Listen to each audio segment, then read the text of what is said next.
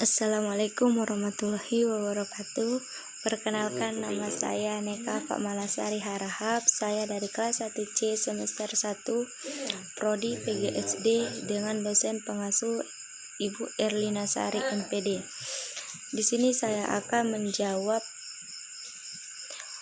menjawab ujian tengah semester ganjil 2020 dengan soal yang 6.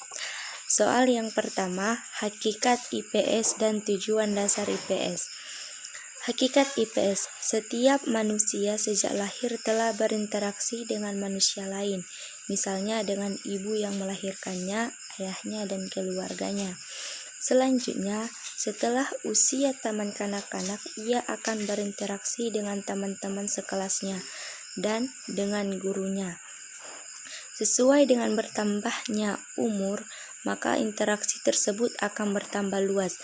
Begitu juga ia akan mendapatkannya pengalaman dan hubungan sosial dan kehidupan masyarakat di sekitarnya. Dari pengalaman tersebut, anak akan mengenal bagaimana seluk-beluk kehidupan. Misalnya, bagaimana cara seseorang memenuhi kebutuhan hidupnya, cara menghormati orang yang lebih tua. Sebagai anggota masyarakat harus mentaati aturan-aturan atau norma-norma yang berlaku, mengenal hal-hal yang baik dan buruk maupun benar dan salah. Agar hubungan antar manusia di dalam suatu masyarakat terlaksana sebagaimana yang diharapkan, maka dirumuskanlah norma-norma yang mengatur pergaulan hidup dalam bertujuan untuk mencapai suatu tata tertib. Mula-mula norma-norma tersebut terbentuk tidak sengaja, namun lama-kelamaan norma tersebut dibentuk secara sadar. Misalnya, dahulu dalam jual beli, seseorang perantara tidak perlu diberi bagian dari keuntungan. Ada nilai yang menjadi pegangan dan ada kepemimpinan yang dikendalikan oleh kepala keluarga. Walaupun norma tidak tertulis, namun menjadi aturan main dalam menggariskan kepemimpinan, hak dan kewajiban masing-masing anggota keluarga.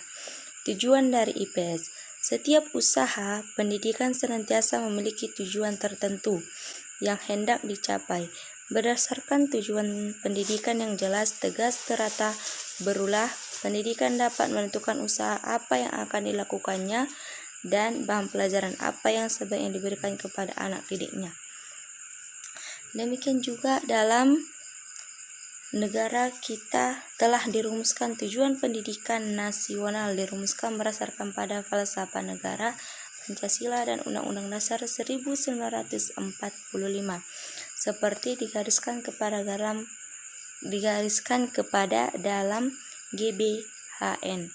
Berdasarkan pada falsafah negara tersebut, maka telah dirumuskan tujuan pendidikan nasional menurut Undang-Undang Dasar Nomor 20 Tahun 2003 adalah untuk perkembangan potensi peserta didik agar menjadi manusia yang beriman dan bertakwa kepada Tuhan Yang Maha Esa, berakhlak mulia, sehat, berilmu, cakap, kreatif, mandiri, dan menjadi warga negara yang demokratis serta bertanggung jawab sesuai ketentuan yang bermaksud dalam Undang-Undang Dasar 1945. Adapun tujuan pendidikan dasar IPS sebagai berikut: mengajarkan konsep-konsep dasar sosiologi, geografi, ekonomi, sejarah, dan kewarganegaraan, pedagogis, dan psikologis. 2. Tuliskan dengan singkat dan jelas bagaimana cara sejarah IPS masuk ke Indonesia.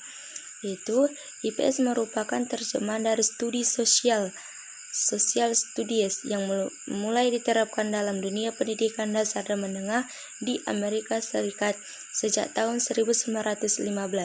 Setelah Perang Dunia Pertama, para ahli pendidikan di Amerika Serikat pada waktu itu berkesimpulan bahwa pengajaran ilmu sosial yang diajarkan secara sendiri-sendiri dalam bentuk disiplin ilmu seperti sejarah, geografi, ekonomi, dan lain-lain tidak akan mampu membekali para subjek didik untuk dapat mengenal dan mengerti masalah sosial yang ada di sekitarnya. Perbedaan antara keterampilan dasar dan keterampilan sosial.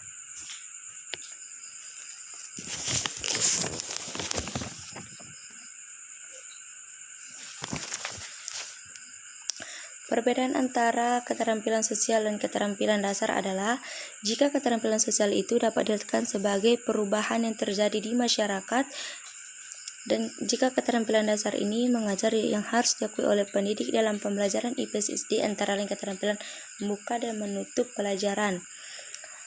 Yaitu yang keempat, 3 konsep dasar sejarah. Yaitu yang pertama, konsep perubahan. Perubahan dari suatu keadaan kepada lain. Meski demikian, hanya perubahan yang benar-benar memiliki makna penting bagi kehidupan manusia yang dapat dikategorikan sebagai peristiwa perubahan yang bernilai sejarah. 2. Konsep waktu. Peristiwa sejarah bukan sesuatu yang datang tiba-tiba, bukan pula terjadi begitu saja tanpa sebab apapun. Konsep kontinuitas. Kehidupan manusia berada dalam rangkaian perubahan demi perubahan yang berkesinambungan. 3. Konsep geografi, yaitu konsep lokasi. Mengkaji letak suatu objek di permukaan bumi. Konsep jarak berkaitan dengan lokasi dan dinyatakan dengan ukuran jarak lurus di udara yang mudah diukur pada peta. Konsep kejangkauan berhubungan dengan kondisi medan yang berkaitan dengan sarana angkutan dan transportasi yang digunakan. Perbedaan lingkungan keluarga, lingkungan sekolah, dan lingkungan masyarakat. Perubahannya adalah jika lingkungan keluarga sebagai dasar pembentukan sikap dan sifat manusia, lingkungan sekolah sebagai bekal skill dan ilmu pengetahuan, lingkungan masyarakat tempat praktek dan bekal yang diperoleh di keluarga dan sekolah sekaligus sebagai tempat pengembangan kemampuan diri. Mungkin hanya ini yang bisa saya sampaikan, kurang dan lebihnya saya mohon maaf. Wabillahi taufiq wal hidayah. Wassalamualaikum warahmatullahi wabarakatuh.